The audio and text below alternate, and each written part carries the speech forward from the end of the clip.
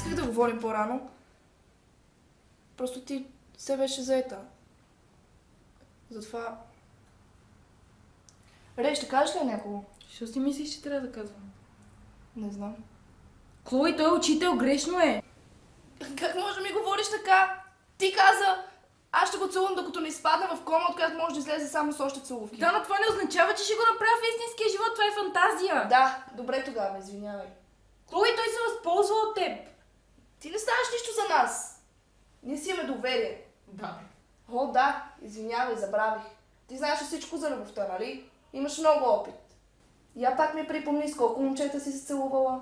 Предпочитам да е само с едно, отколкото да се натискам с възрастен мъж в таратайка зад магазина. Ма не ме карай да се чувствам зле за това, че аз имам някой, а ти си нямаш никой. Винаги съм виновна за всичко, нали? Знаеш колко е гадно да влезеш някъде и всички да те зяпат. Постоянно. Да, знам колко е гадно, защото винаги, когато сме някъде, момчетата говорят само на теб.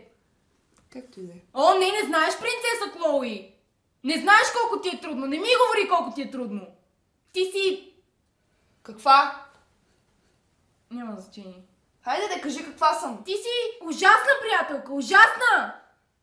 Аз се силвам за пръв път, ти губиш девствеността си, на мен ми идва, ти забременяваш. Ако утре отида в Луна парк, ти какво ще се качиш на луната ли? Писна ми да си винаги първата. Ма да не мислиш, че се гордея.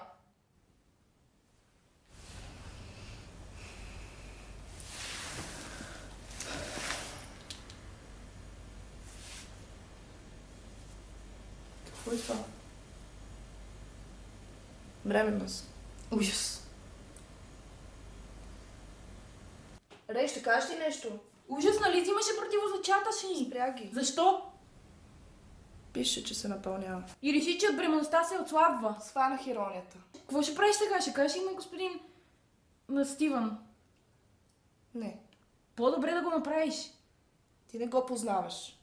За теб той е просто учител. Нали кажа, че си имате доверие? Ма не ме нападай. Не те нападам. Майка ми разказа, че като малка забременяла и трябва да направи аборт. Каза, че независимо дали го родиш или не, спомена винаги остава. Ако разбере за мен, ще е разочарована. Четвъртък съм запазила час за клиниката. Ще дойдеш ли с мен? Не си длъжна, ако не искаш. Ще дойда.